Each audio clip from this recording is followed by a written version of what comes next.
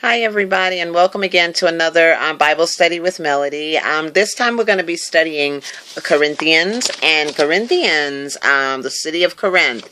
It was a great city, great time.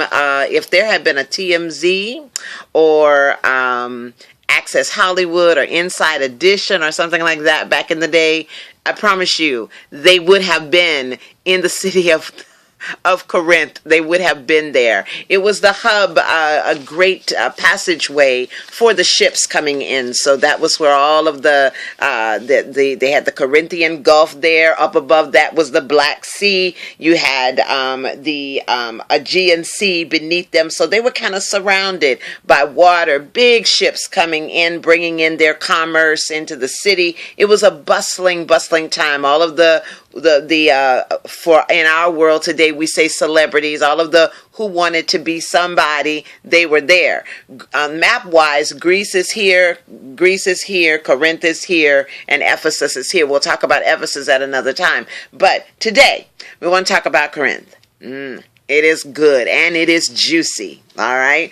It was a busy trade center with ports in two cities, busy shipping center. And one of the main things that I think is absolutely fabulous is that the ships could come up so far, and then they had strong men, yes, for strong men, who would pull those ships close as they could get them to the other side if they needed to go over to the other, through the little area. Well, now, if you look in the history books, you'll see there is an actual canal that these ships can now go through, so they've eliminated those jobs over the centuries, but back in the day, they had men that actually pulled those ships over. So there were strong men in the city, just all kinds of wealth, all kinds of business. And the scripture comes out of Acts 18, 9 through 10, and it says, "One night the Lord said to Paul in a vision,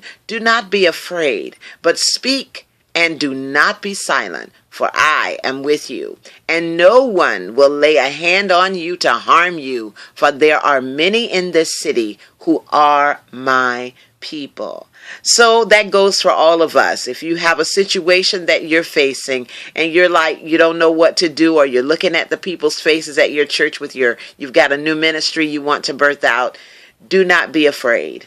I always like to say when we have social media, so we can text, call, tweet, Facebook, whatever. But back in the day, God had visions. He gave a vision to Paul. He gave a vision to Cornelius. He gave a vision to a lot of his apostles back then, letting them know, look, I'm getting in contact with you to tell you, you don't have to worry. You don't have to be afraid. I am with you.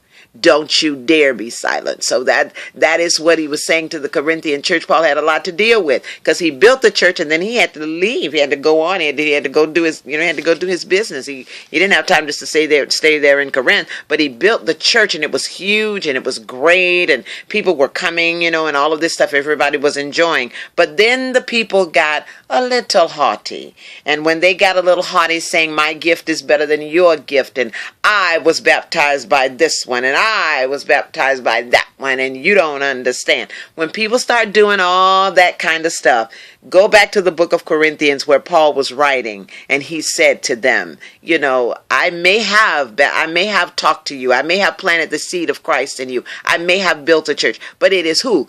God that gives the increase. In all situations, no matter how big the name, it always is God that gives the increase. Always hold on to that truth. And he tells them, don't be silent. Don't you be afraid, for I have already called out. So when God's giving you a ministry, he already knows the people and the area you're going into and the people that's going to be drawn to him because you lift him up. And that's a fulfillment of scripture when Jesus said, if I be lifted up, I will draw all men unto me. That's my time for today. But I just wanted to just take a moment, go and read the book 1 Corinthians and book 2, 2 Corinthians.